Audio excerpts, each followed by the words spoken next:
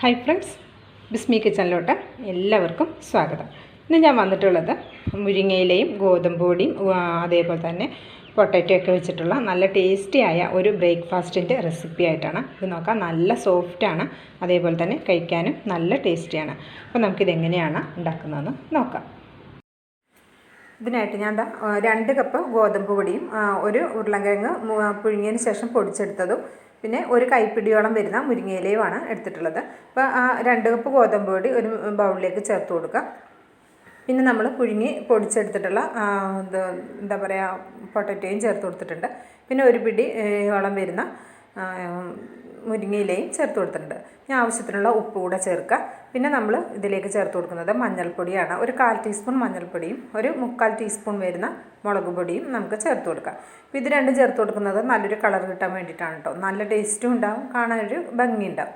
ഇതൊക്കെ ഇത്രയും ചേർത്തിട്ട് നന്നായിട്ട് കൈകൊണ്ടൊന്ന് കൂടി യോജിപ്പിച്ചെടുക്കുക. ആ ഉപ്പും ആ ഉരുളൻകിഴങ്ങൊക്കെ എല്ലാ ഭാഗത്തും എത്താൻ വേണ്ടിയിട്ടാണ് കൈകൊണ്ടൊന്ന് യോജിപ്പിച്ചെടുക്കുക. അതിനുശേഷം ആവശ്യത്തിനുള്ള വെള്ളം ഒഴിച്ചിട്ട് ഇത് നമ്മൾ സാധാരണ ചപ്പാത്തിക്കൊക്കെ കുഴച്ചെടുക്കില്ലേ, അതേപോലെ തന്നെ ഒന്ന് കുഴച്ചെടുക്കുക. അപ്പോൾ ആദ്യം നമ്മൾ വെള്ളം ഒഴിച്ച് കുഴക്കുന്ന സമയത്ത് മുരിങ്ങയില ആയതുകൊണ്ട് തന്നെ പെട്ടെന്ന് കയ്യിലൊക്കെ ഒന്ന് ഒട്ടിപ്പിടിക്കും. പിന്നെ നമ്മൾ നന്നായിട്ട് വെള്ളം ഒഴിച്ച് കുഴച്ചെടുക്കുന്ന സമയത്ത് അത് കയ്യിലൊന്നും ഒട്ടിപ്പിടിക്കാതെ കറക്റ്റായിട്ട് കിട്ടും. അപ്പോൾ അത് നന്നായിട്ട് ഞാൻ കുഴച്ചെടുത്തിട്ടുണ്ട്. 1 കപ്പ് വെള്ളമാണ് കേട്ടോ എനിക്ക് ഈ മാവിലേക്ക് ആവശ്യമായത്. പിന്നെ അതിലേക്ക് അല്പം ഓയിൽ കൂടെ ചേർത്തിട്ട് അവസാനം നന്നായിട്ടൊന്ന് കുഴച്ചെടുക്കാം. അപ്പോൾ ഞാൻ നന്നായിട്ട് ഇതൊന്ന് കുഴച്ചെടുത്തിട്ടുണ്ട്. അപ്പോൾ നന്നായിട്ട് അയഞ്ഞു വന്നിട്ടുണ്ട്. ഇത് നമ്മൾ റെസ്റ്റ് ചെയ്യാനൊന്നും വെക്കേണ്ട, കുഴച്ച അപ്പം തന്നെ നമുക്കിത് പരത്തിയിട്ട് ചുട്ടെടുക്കാം. അപ്പോൾ ഇത് 2 ഭാഗമായിട്ട് തിരിച്ചിട്ട് നമുക്ക് ബോൾസായിട്ട് ഉരുട്ടിയെടുക്കാം.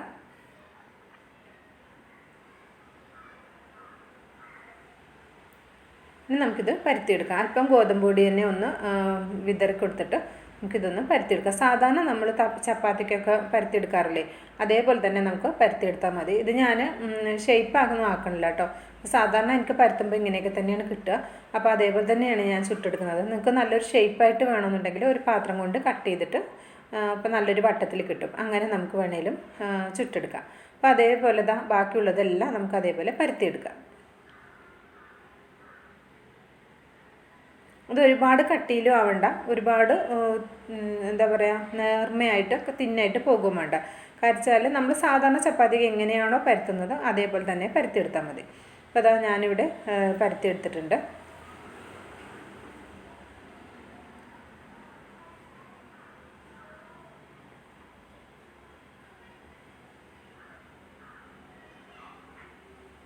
അങ്ങനെ മുഴുവനും ഞാൻ ഇവിടെ പരത്തിയെടുത്തിട്ടുണ്ട്. ഇനി ഇതേപോലെ ഒരു തവ വെച്ച് കൊടുത്തിട്ടുണ്ട്. അതിലേക്ക് നമുക്ക് നന്നായിട്ട് ചൂടായതിന് ശേഷം മാത്രം നമ്മൾ ചപ്പാത്തി പരത്തി വെച്ചത് ഇട്ട് കൊടുക്കുക. അപ്പോൾ ഏത് ചപ്പാത്തി നമ്മൾ വെജിറ്റബിൾസൊക്കെ ചേർത്തുണ്ടാക്കുന്ന ചപ്പാത്തി ആണെങ്കിലും നമ്മൾ ഹൈ ഫ്ലെയിമിൽ വെച്ചിട്ട് വേണം ചപ്പാത്തി ഉണ്ടാക്കാൻ. അങ്ങനെ ചപ്പാത്തി ഉണ്ടാക്കി കഴിഞ്ഞാൽ ചപ്പാത്തി നല്ല സോഫ്റ്റ് ആയിട്ടിരിക്കും. അപ്പോൾ നമ്മൾ എണ്ണ വേണമെങ്കിൽ തൂത്ത് കൊടുക്കാം, അല്ലെങ്കിൽ നെയ്യോ ബട്ടറോ ഏതാ നമുക്കിഷ്ടം അത് നമുക്ക് ചേർത്ത് കൊടുക്കാം കേട്ടോ. അപ്പോൾ ഞാൻ ഇതിലേക്ക് ഒരു അല്പം ഓയിലാണ് ചേർത്ത് കൊടുക്കുന്നത്. വളരെ കുറച്ച് ഓയിൽ മാത്രം ഒന്ന് ബ്രഷ് ചെയ്ത് കൊടുത്താൽ മതി. അപ്പോൾ നെയ്യൊക്കെ ചേർത്താൽ കുറച്ചുകൂടി നല്ല ടേസ്റ്റ് ഉണ്ടാവും കേട്ടോ.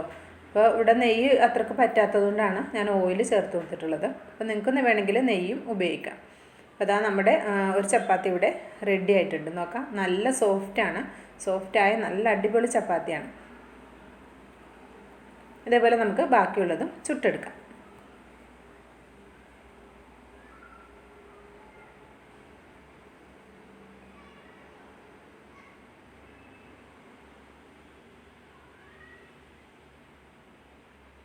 അങ്ങനെ നമ്മുടെ മുരിങ്ങയിലയും ഗോതമ്പ് പൊടിയൊക്കെ വെച്ചിട്ടുള്ള നമ്മുടെ ചപ്പാത്തി ഇവിടെ റെഡി ആയിട്ടുണ്ട്. നല്ല സോഫ്റ്റാണ്, കണ്ടോ, നല്ല സോഫ്റ്റാണ്. അതേപോലെ തന്നെ നമുക്ക് കഴിക്കാനും നല്ല ടേസ്റ്റിയാണ്. അപ്പോൾ ഇഷ്ടമായിട്ടുണ്ടെങ്കിലൊന്ന് ട്രൈ ചെയ്ത് നോക്കുക. ട്രൈ ചെയ്ത് നോക്കിയിട്ട് അഭിപ്രായങ്ങളൊക്കെ അറിയിക്കാൻ മറക്കരുത് കേട്ടോ. അതേപോലെ തന്നെ ലൈക്ക് ചെയ്യാനൊന്നും മറക്കരുത്. ഇഷ്ടമായിട്ടുണ്ടെങ്കിൽ മറ്റുള്ളവർക്കൊന്ന് ഷെയർ ചെയ്ത് കൊടുക്കാനും മറക്കരുത്. പിന്നെ ബിസ്മി കിച്ചൺ എന്ന യൂട്യൂബ് ചാനൽ ഇതുവരെ സബ്സ്ക്രൈബ് ചെയ്തിട്ടില്ലെങ്കിൽ ഒന്ന് സബ്സ്ക്രൈബ് ചെയ്തോളൂ. ആ ബെല്ലൈക്കൺ ഒന്ന് എനേബിൾ ചെയ്ത് വെച്ചാൽ നമ്മൾ അപ്ലോഡ് ചെയ്യുന്ന വീഡിയോസിൻ്റെ നോട്ടിഫിക്കേഷനൊക്കെ കറക്റ്റായിട്ട് ലഭിക്കും.